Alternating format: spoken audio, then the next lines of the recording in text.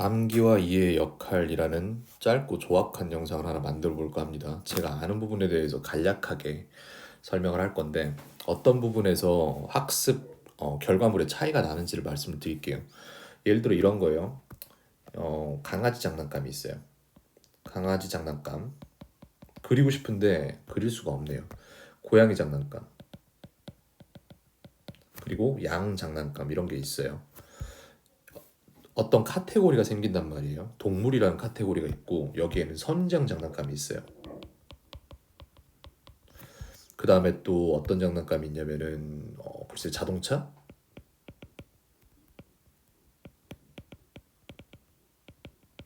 장난감이 있고 또 어딘가에는 글쎄요 장난감에 대해서 잘 몰라서 뭘 말해야 되지?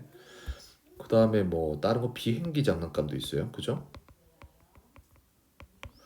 이렇게 장난감들이 있고 또 우린 뭐가 있냐면은 예를 들어서 캡틴 아메리카 장난감이 있어요. 그 다음에 또 누가 있지? 블랙팬서가 있어요. 그 다음에 누가 있을까? 아이언맨이 있어요. 이렇게 있는데 이게 기억력의 영역인 거예요. 지금 현재 얘네들을 이렇게 갖고 있는 거예요. 그래서 얘네가 다 똑같이 돌아다녀요. 근데 문제는 뭐냐면은 예를 들어 아빠나 엄마가 가서 캡틴 아메리카 장난감 가져와 그러면은 요거를 딱 가져오면 되잖아요. 이게 그런 거죠. 이제 수업 시간에 내가 뭔가를 꺼내서 기억해야 되는 상황인 거예요. 근데 거기에서 내가 출력해야 될 정보가 딱 얘예요. 근데 문제는 뭐냐면은 우리가 여기에 나와 있는 지금 9개 정도의 물체를 가지고 기억력에 대한 얘기를 했는데 우리가 평소에 기억하는 것들은 롱텀 메모리에 기억된 엄청나게 많은 정보들이 있겠고 그다음에 요 근래에 배워서 쓸 거라고 예상이 되었던 숏텀 메모리들이 있어요.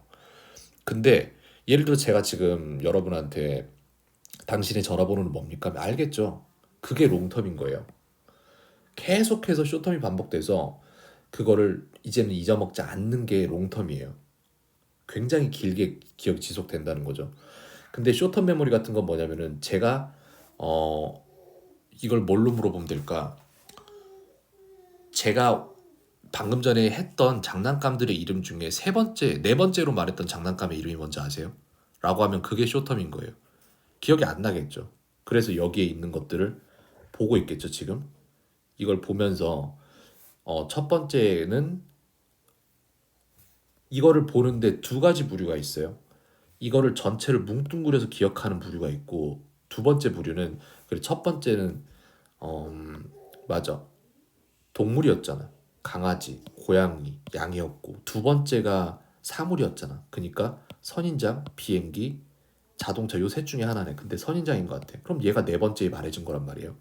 근데 문제는 어떤 사람들은 이렇게 기억을 안 해요. 어떤 사람들은 그냥 퉁으로 이거 9개를 다 기억하고 나서 거기에서 네 번째 걸 찾으려고 해요. 이게 기억을 꺼내 쓰는 방식이 다르다는 거예요, 전혀. 그래서 어떤 사람들은 이런 식으로 어떤 기억을 할 때 카테고리를 만들어요. 그래서 이 카테고리의 이름을 동물이라고 한다면은 고양이, 양, 강아지 이런 것들을 이렇게 딱 정확히 갖다가 놓고 필요할 때마다 바로바로 잘 꺼내 쓰는 사람들이 있고 그렇지 않은 사람들은 반대로 힘들어하죠, 이거를 되게. 그 다음에 사물이잖아요, 나머지는. 이런 식으로 해서 선인장 비행기 자동차가 여기에 들어가는 거잖아요. 이런 식으로. 아이고. 이런 식으로.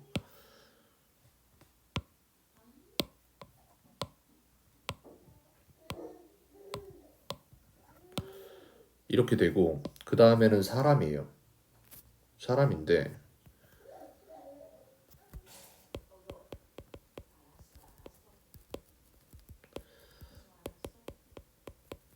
사람인데 얘네들을 이렇게 붙여서 줬다 넣을게요.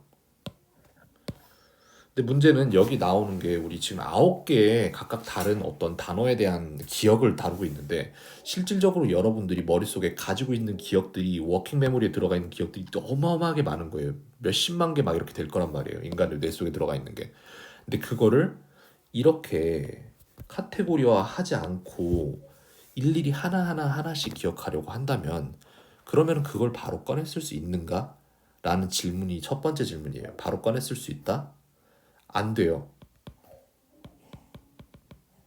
이게 안 된다고요. 2번은 반복이 될 수 있다? 반복이 힘들죠.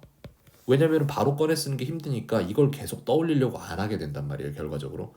그래서 이 카테고리 하나하나를 만드는 능력이 있어야 되는데 이 능력은 어디서 온다? 이 카테고리를 만들려면은 이 개별적인 것들에 대한 이해가 필요한 거예요. 그래서 이해력이에요. 여기에서 필요한 것은 개별적인 녀석들에 대한 이해가 필요하다고요. 그래서 기억을 잘하고 잘 꺼내 쓰고 이런 사람들의 특징을 보면은 자기도 모르게 무의식적으로 이 박스들을 만들어요. 그리고 기억을 잘 시켜요, 이렇게.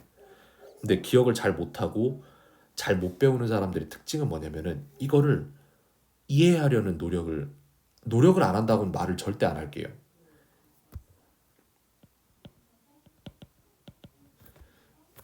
이해의 습관화가 안 돼 있어요.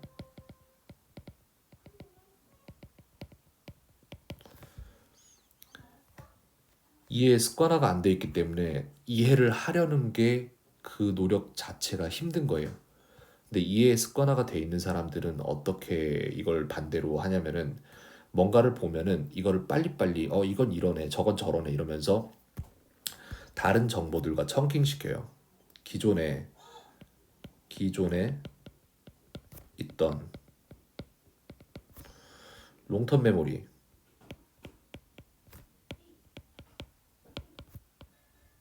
청킹 연관 짓는다는 거예요. 이것은 기존에 있던 롱킹 메모리와 청킹 하는데 이게 어떻게 되는 거냐면은 말해줬던 동물이 고양이, 강아지, 양이네. 그러면은 이걸 갖다가 고양이는 누가 키우고 있고 강아지는 누가 키우고 있고 양은 누가 키우고 있고 이거를 갖다가 생각을 하는 거예요. 그러니까 어찌 됐건 간에 롱텀에 있었던 것과 같이 묶어서 생각을 하는데 이게 기억의 궁전이랑 똑같은 거예요. 예를 들어서 기억의 궁전 얘기는 나중에 또 할 건데 저는 기억의 궁전을 사용을 하거든요. 근데 그게 어떤 거냐면은 기존에 있던 롱텀 메모리에 새로 들어오는 숏텀 메모리를 붙여서 이런 정보들을 붙여서 기억력이 더 굳어지게 만드는 거예요. 근데 어쨌건 간에 여기에서 말할 내용은 뭐냐면은 이 카테고리화 시키는 능력이 굉장히 중요해요. 그러기 위해서는 자기가 방금 들은 고양이, 강아지, 양 이런 거에 대한 이해가 있어야 돼요. 이 고양이를 제가 똑같이 바꿔서 명사, 동사, 형용사 이렇게 바꾸면은 지금 현재 이게 쉬워 보이잖아요. 동물, 사물, 사람이니까. 근데 그 다음 얘기는 약간 달라질 거예요.